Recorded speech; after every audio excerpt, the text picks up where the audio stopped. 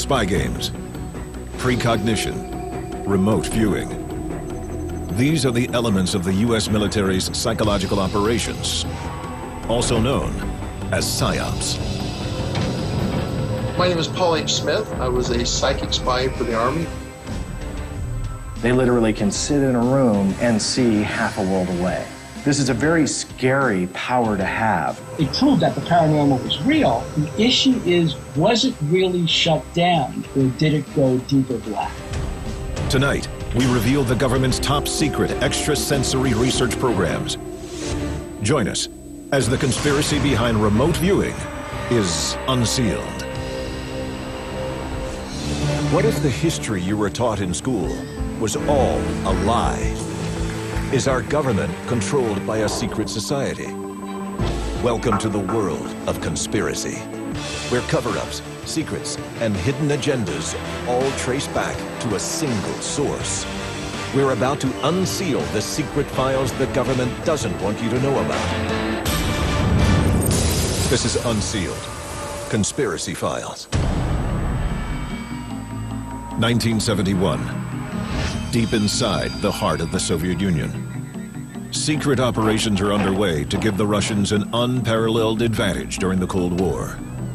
And the weapon they are developing is like nothing ever seen before. The Soviet Union during the Cold War were conducting experimentation with psychic phenomena and paranormal phenomena. They wanted to use this against their enemies. The Soviets focus on a paranormal ability known as remote viewing. Remote viewing is where a subject sees something without actually being there and could be from great distances. When a remote viewer remote views, they get the information down on paper in verbally written words, sketches. The remote viewer is made to sit in a room, and he puts himself into a certain state, and he begins to receive images. He doesn't know what the target is. He doesn't know what the subject matter is. He just draws what he sees. The military applications for remote viewing are endless. January 1972. The U.S. Defense Intelligence Agency publishes a report entitled Controlled Offensive Behavior, USSR. This document outlines the advances the Soviets are making in the field of paranormal reconnaissance. The findings? The United States is at risk. The Soviets were spending literally hundreds of millions of dollars on these kinds of programs. So the CIA needed somebody to look into that for us. We heard rumors that the Soviets were doing it to us. We understood that they were making advances with it. We just didn't know to what extent. So what we had to do was really find out what we could do with it. The Russians claim to have a man who's mastered the power of telekinesis, the power to move inanimate objects using only his mind. In response to the report, the CIA initiates Project Scanate. The program marks the first time the U.S. government has funded any type of research dealing with the paranormal. In the early stages of remote viewing research by the CIA and the intelligence community, they only put about $50,000 behind Project Scanate to see what the capabilities were for remote viewing. The money went primarily to two men, Hal Puthoff and Russell Targ, at the Stanford Research Institute, better known as SRI. I was working at SRI on lasers, and I had carried out some initial experiments on kind of a lark. I was actually interested in the possible physics behind it. And so I circulated the results from those early experiments around, and pretty soon we were approached by representatives of various government agencies who were interested. Remote viewing started in roughly 1971 when a consciousness researcher and artist in New York named Ingo Swann was doing some experiments with the City College of New York, with the American Society of Psychical Research, and he suggested a new approach to their research, which ultimately he named remote viewing. The CIA found out about this in 1972, and that's when the program began. Swann paired up with Hal Puthoff, and a new era in parapsychology was born. So we started out doing what anyone else would do. We hid things in boxes, we hid pictures in envelopes. And after a few days, he got bored with that, and he said, why are you having me do this? You want to know what's in the box? Open it up. Want to know what's in the envelope? Tear it open. I mean, this is a trivialization of this ability. What I can do is I can close my eyes and see anywhere in the planet. Why don't we look at that? Using just locations on a map, Swan claimed he could view any place on the planet. Frankly, to mollify him, we said, okay, well, we'll do some experiments. How do you want us to do this? And he said, well, just pick coordinates, latitude and longitude off a map, and I'll tell you what's there. And so we got good descriptions of mountains and lakes and so on, and that continued to work, apparently, to a point that we decided maybe there's something to this. Ingo Swan describes the process known as coordinate remote viewing. If the viewer would be physically at the site of this coordinate, the viewer would begin to experience the sensory surroundings, and these just poured out like water out of a bucket. You can make long lists of them, and in many times you can understand what the site must be, sizes and shapes and heavinesses and qualities and things like that. And so we call this dimensional contact with the site, and they begin drawing pictures of it. Early trials claim up to an 85% accuracy rate. But how does the process work? The Coordinate Remote Viewing Training Manual, written by Major Paul Smith, may offer a clue. They access the information in the matrix via a thing that we just term it a signal line. It's just the conduit by which we connect to the matrix and gain information that then we report as remote viewing data. The question becomes, what do remote viewers do with that information once it is retrieved? When we return, who or what would stop the CIA from using the same techniques to peer inside your home? Or even inside your mind? Unsealed. Conspiracy Files. From 1970 to 1990, the architects of Project Scanate developed the best remote viewers in the world. After 20 years, it's time to take their expertise to the next level. Project Stargate is born, and the race for the ultimate paranormal weapon is on. In the 1990s, the CIA funded Project Stargate to the tune of over $20 million. This is much, much more than the initial $50,000 they put in when they were funding Scanate. The question is, what did the CIA know? Despite a series of advances in the field, a 1995 review by an outside agency concludes that remote viewing was not an effective means of gathering intelligence. 1991, Stargate receives $20 million in funding. Then in 1995, the whole program is abruptly cut off. Many people wonder why that happened. Stargate and the other programs were immediately shut down. At least, that's the official story. So why close the program down in '95? Is it because they really weren't getting the results they wanted? Or is it because too many people knew about that project and they decided it was time to continue it underground? Although no one can be certain if the program is still underway, many ponder where this ability came from in the first place. Could it be that humans have a largely untapped ability? Or were we given this gift by a much higher intelligence than our own? Sergeant Mel Riley was a remote viewer for the U.S. Army in the 1970s. The people involved in the unit came from a lot of different disciplines within the intelligence field. At least one or several of the people have recounted an early experience sometime in their life with what they believe to be a UFO. Could contact with alien beings offer an advantage to uncovering what humans can truly accomplish? They all claim that they had interactions with extraterrestrials. And is there a tie between those visitations and their abilities? This is common in UFO folklore. In fact, a lot of abductees seem to have highly intuitive abilities, report psychic abilities, that sort of thing. So there seems to be a correlation between psychic ability and sightings. According to the experts, the matrix of all known information includes more than just our own civilization. Other times and even other planets may be accessible to those remote viewers with the proper skill. And if you're able to see something only a country away, why not try to see something a universe away? Arguing, and I will argue this, that remote viewing is real, and assuming that extraterrestrials are real, does it mean we can remote view to another planet? In fact, more than one remote viewer has been asked to do exactly that. Unsealed case file. The Mars Observer. September 25th, 1992. NASA launches a $980 million probe to the Red Planet. We sent a probe to Mars, and as the probe approached a certain area of Mars, it basically shut off. We lost contact with it. We had some remote viewers remote view that probe. They didn't know it was a satellite that they were looking at. They didn't know it had gone to Mars. They just said, okay, there's an object. Now there's another bigger object that basically enveloped this object. So took it over, shut it down. So they had remote viewed a UFO. An even more incredible claim arises from the Pioneer 10 mission to Jupiter in 1973.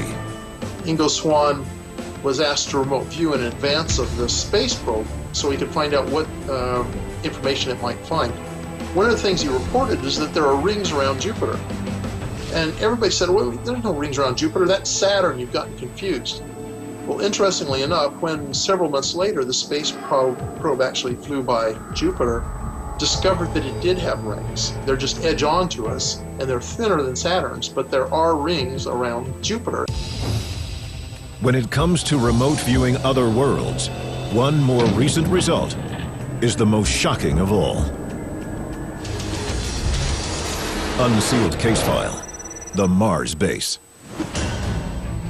March 2010. The Farsight Institute, a privately run research organization, conducts experiments using 9 highly trained remote viewers. Their target? Longitude 19.73 degrees west, latitude 3.08 degrees north, on the surface of Mars. JPL released this photo of what appears to be some sort of dome on Mars, and the results they found were pretty fascinating. The participants have visions of a large, artificially constructed dome, underground tunnels and chambers, and a laboratory occupied by humanoid figures. Could this be evidence of a Black Ops government program to build human colonies on Mars? Or is it an ancient civilization immortalized by Martian ruins? They claimed that what they saw wasn't new, it was in fact ancient. Was it natural? Was it artificial? They couldn't really say, but fact is, what they saw was something very real on the surface of Mars. Up next, the CIA says they disbanded their team of psychic warriors in the 1990s. But did they? Unsealed. Conspiracy Files. Visions of secret sites on Earth. Sightings of ancient life on Mars. If the human brain can remotely view any location in the universe, could it crack the most secret vault in the world? The government plans to do just that by entering and controlling your mind. While a lot of skeptics believe that remote viewing is just crazy, 2 things can't be denied.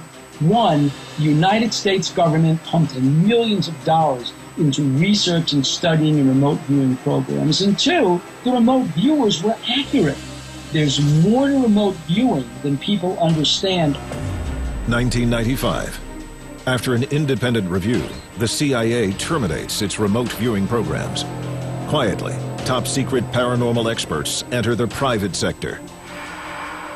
Could the government be covering up its remote viewing aspirations by turning to private defense contractors? In fact, remote viewers are so accurate they've started their own training programs. Austin, Texas, 1997. Retired U.S. Army Major Paul H. Smith founds RVIS Inc. to teach the next generation of recruits how to literally expand their minds. Remote viewing is really a skill. It's not necessarily a phenomenon. What it does is take advantage of this underlying innate ability that all humans have. With enough practice, anyone can tune their own internal radio to pick up this information that's floating out there. Major Smith also consults for the most interesting name in paranormal imaging, Psycor. Remote viewing also has some promise in the corporate world in terms of perhaps helping you with investments, strategic planning, that kind of thing. Is the government using Psycor to manipulate the free market? Or even worse, to control your mind? Psycor claims that they can affect elections, predict trends in the stock market, even give you a corporate advantage over your competitor. If there is such a thing as a group of remote viewers who can train their collective psyches on events so as to influence them, we're in a whole new world of the way things work. Political elections, the world oil market, Wall Street trends, even never-before-seen technologies. Psycor can remotely view them all and predict these futures with an 85% rate of accuracy. Companies like Psycor and RVIS Inc. are direct spin-offs from multi-million-dollar government programs. Are private organizations developing the next generation of psychological weaponry. You may be able to peer inside your enemy's top secret facilities or see what type of technology that they have developed. And that's going to be instrumental in aiding strategic military troop movements or decision-making in the battlefield. Security cameras, phone taps, internet monitors. With a worldwide network of surveillance systems, Big Brother is watching you. Just using the human mind and not using cameras and not using surveillance equipment, they can see you and they're watching. That really takes Big Brother is watching to a whole new level, and that's a very scary concept, I think, for anybody on this planet. Remote viewing. These are some of the scariest operations that the military conducts. If remote viewers are able to see your most intimate thoughts, privacy could be lost forever. Who's to say that there is not rooms full of these military intelligence officers looking into every home on this planet Earth? You know, when you talk a scale that big that you can see something from across a universe or in our galaxy, you know, what they can do just on this planet would be pretty frightening. Could remote viewing be the next step in governmental control over your life? If, in fact, the government mastered remote viewing, it means that they had access to information about any enemy or friendly from that point on. So you could access information about the future, about the past, any location. So it's safe to say that put in the wrong hands, that would be an extremely dangerous weapon. Coming up, we reveal the shocking truth behind remote viewing.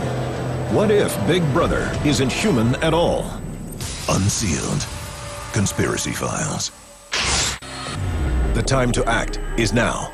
There are 3 simple steps you can take to unseal the truth. Follow on Twitter. Follow the Unsealed Twitter feed to receive breaking news of the latest conspiracies as they develop. Tell your story. What did you see that you shouldn't have? The government's known about it all along. Why has nobody told us? Upload stories and pictures to our interactive map. Join the movement. Get the Unsealed bracelet and the unique code hidden underneath to access exclusive content. Stop living in the dark. It is definitely coming this way. Get involved in the fight to unseal the truth. Now.